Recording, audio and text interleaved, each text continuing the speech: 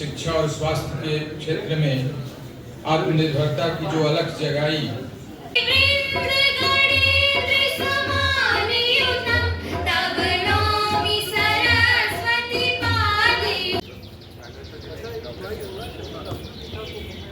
वो हमारा वो किसी ने हमारा नाम सुना दिया।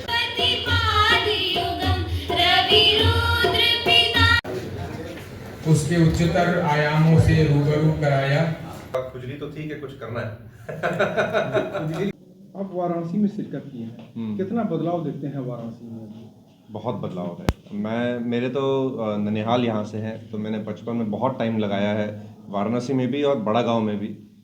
मम्मी यहाँ पे आती थी, हमें महीने महीने भर के लिए लेके आती थी। पुराने वो तब के टाइम पे सड़कें ख़राब होती थी और इतनी फैसिलिटीज़ नहीं थी। बट अभी तो इतना अच्छा वर्ल्ड क्लास एयरपोर्ट है जहाँ हम लैंड किए, वहाँ से सिटी की कनेक्टिविटी, इतना अच्छा हाईवे है। और ये भी अब बड़ा गांव तो नहीं लगता है मुझे। बहुत बड़ा हो गया है।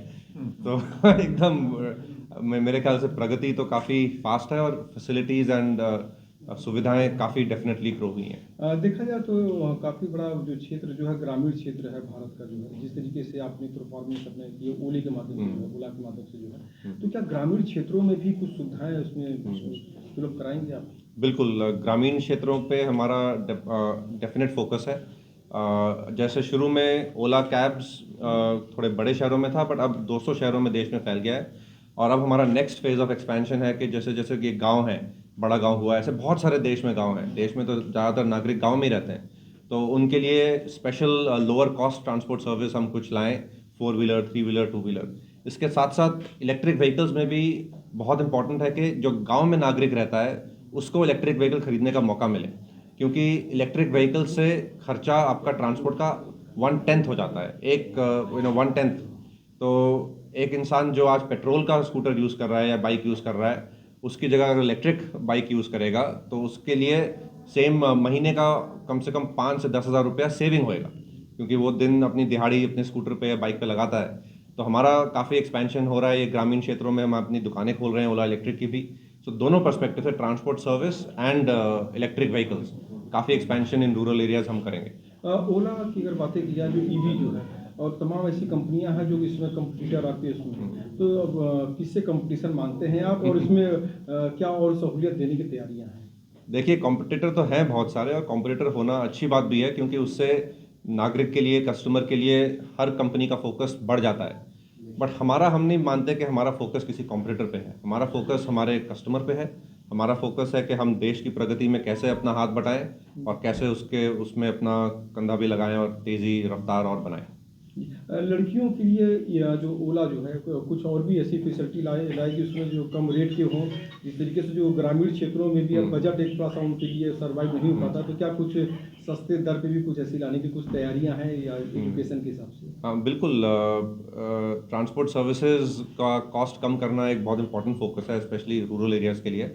और उसमें हम शहरों में 4 व्हीलर चलाते हैं, तो छोटे शहरों के लिए, रूरल एरियाज़ के लिए 3 व्हीलर, 2 व्हीलर की सुविधाएं भी हम ला रहे हैं, ताकि आप लोअर कॉस्ट में कर सकें। इलेक्ट्रिक टैक्सीज भी हम ला रहे हैं। इलेक्ट्रिक टैक्सी का चलने का खर्चा कम होता है, तो उसकी कस्टमर को दाम भी कम पड़ता है।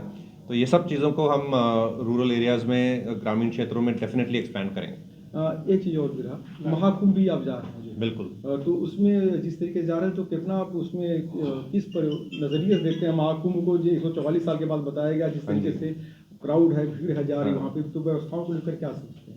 नहीं, महाकुंभ हमारी भारतीय सभ्यता का एक बहुत अहम पर्व है एंड बहुत अहम फेस्टिवल है। एंड वो दिखाता है कि कितनी श्रद्धा देश के आम नागरिक में है भारतीय सभ्यता को लेके। तो मैं तो पहली बार ही जा रहा हूँ, तो मैं तो ये उसमें अपने आप को एक्सपीरियंस करने जा रहा हूँ कि क्या ये इतना बड़ा फेस्टिवल जो है, किस तरह से वो सेलिब्रेट किया जाता है, एंड मैं उसमें भी अपने आप को शामिल करूँ। सर, ये कह रहा था कि महाकुंभ में ओला कंपनी द्वारा किराए की बढ़ोतरी बहुत ज़्यादा बीच में दिखाया गया था। कहाँ तक उसमें मतलब वो है?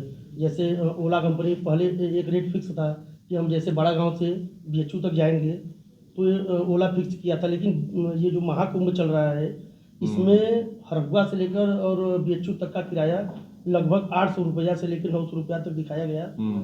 इसमें कहाँ तक सच्चाई है?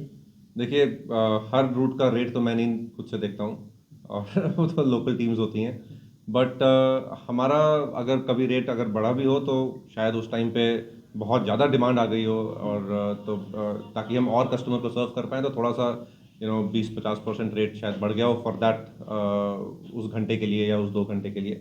जनरली हमारे कोशिश यही रहती है कि हमारा रेट सबसे कम से कम रहे ताकि ज़्यादा से ज़्यादा लोग उसको एक्सेस कर सकें।